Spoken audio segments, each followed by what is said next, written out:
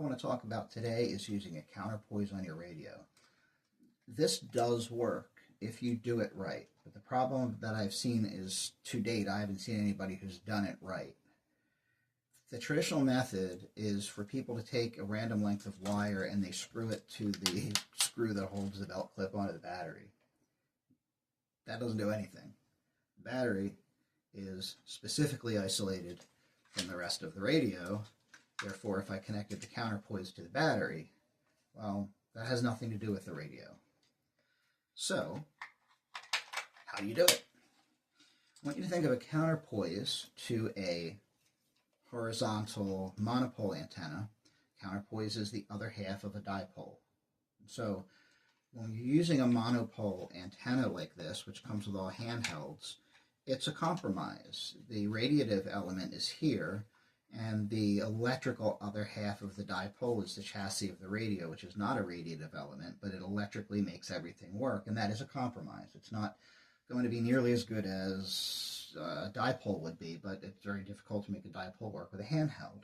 Something else you want to keep in mind is if you use anything more than 5 watts on a handheld radio, you're risking getting radiation burns from this.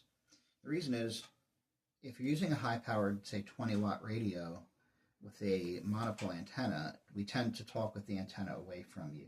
I think 20 watts is still too much to have up to your face, but if you have it, you would talk with the antenna away from your face. It's very hard to do when there's this counterpoise involved. And so there's a really good chance at 10, 20 watts, you're going to get burnt.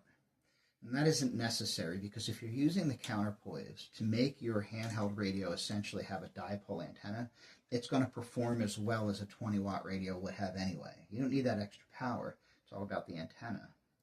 The question then is, where do you attach it? How do I make this work with this without just strapping it on there and pretending that magic will make it work? Well, these handheld radios are either male or female pins. This one has the male pin on the inside, and that pin connects to the monopole antenna inside here.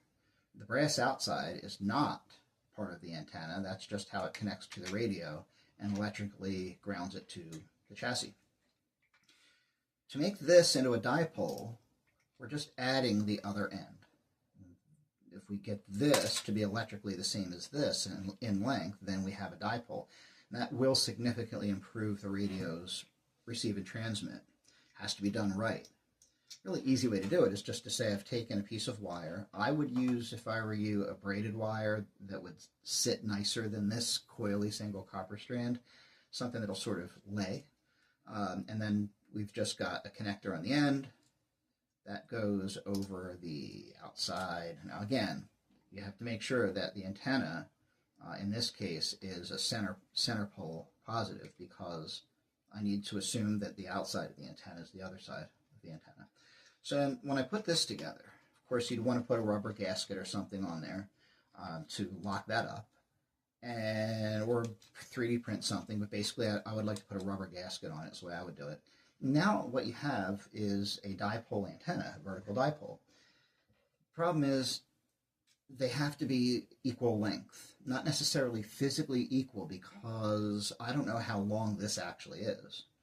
When you have the length of an antenna in a monopole, there's generally going to be a coil in here, because at 2 meters, a quarter wave is just too large to walk around with in most cases, so the rest of the antenna is coiled in the base.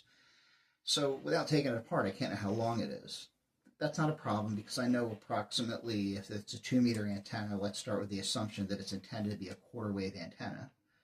How long should a quarter wave be? Measure the entire length of it, and if it happens to be a quarter of a wave long, it's fine, leave it alone. Make this side the same length. But if I measure out the antenna and it's not a quarter or a 5/8 increment of the full wave for that band, then we're going to have to sort of figure that part out by trial and error. And the way to figure out what the actual length of the antenna is to assume, let's say, for 70 centimeters, I'll just assume 70 centimeters wavelength, and I'll start with that. And so I will make my counterpoise 70 centimeters, hook it all up, and I'll just chop off pieces until I get SWR of 1. And then I'll know that electrically, that length is the same as this length. That would be a dipole. Now, this is just a random piece of the last bit of black wire that I had from engineering school projects. It happens to work perfectly. I didn't do anything. I just took it out of the box, and this is what I had to work with. I figured I'd cut it down. When I got it on the VNA, it's perfect. So I'm not going to use it, but the length is fine.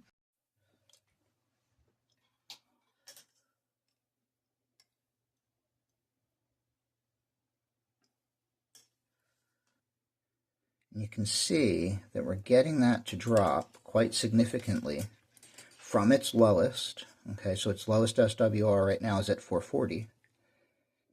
And you can see that there's a drop just by touching the tail to it.